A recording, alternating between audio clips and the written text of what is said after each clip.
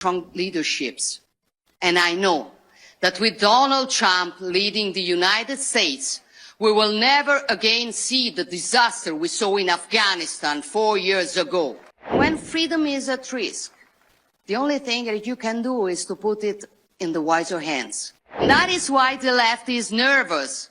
And with Trump's victory, their irritation has turned into hysteria. Today, when Trump, Meloni, Milei, or maybe Modi talk, they are called a threat to democracy. There is a growing awareness in Europe that security is now the top priority. You cannot defend your freedom if you lack the means or the courage to do so.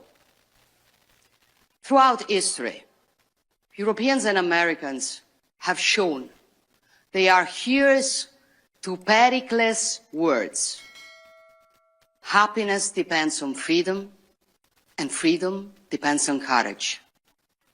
We proved this when we stopped invasions, won our independences, and overthrew dictators. And we have done it together the last 3 years in Ukraine, where a proud people fight for their freedom against the brutal aggression. And we must continue today, working together for a just and lasting peace, a peace that can only be built with the contribution of all, but above all, with strong leaderships. And I know that with Donald Trump leading the United States, we will never again see the disaster we saw in Afghanistan 4 years ago. So, border security, energy security, economic security, food security, defense and national security. For a simple reason, if you are not secure, you are not free.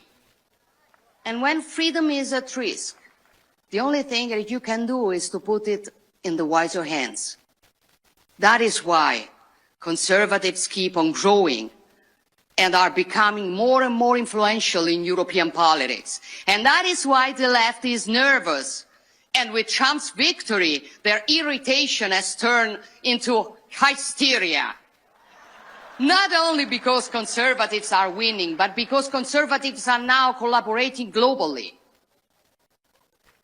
When Bill Clinton and Tony Blair created the global leftist liberal network in the 90s, they were called statesmen. Today, when Trump, Meloni, Milei, or maybe Modi talk, they are called a threat to democracy.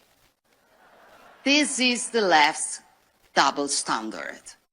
But we're used to it. We are used to it. And the good news is people no longer believe in their lies. Despite all the mud they throw at us, citizens keep voting for us. Because simply, people are not naive as the left considers them. They vote for us because we defend freedom. We love our nations. We want secure borders. We preserve businesses and citizens from the green leftist insanity. We defend family and life. We fight against wokeism. We protect our sacred right to our faith and our free speech. And we stand for common sense. So ultimately, our struggle is hard, but the choice is simple. Will we surrender to decline? Or will we fight to reverse it? Will we let our civilization fade? Or will we stand up and defend it? Will we leave our children a weaker world or a stronger one? Will we want the new generations to be ashamed of their roots? Or will we recover awareness and pride of who we are and teach it to them?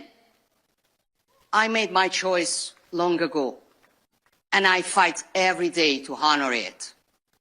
And I know that I'm not alone in this battle, that you are all standing with me, that we are all standing together. And believe me, this makes all the difference. Subscribe to Midday India. Get direct notifications on all our videos by clicking on the bell icon.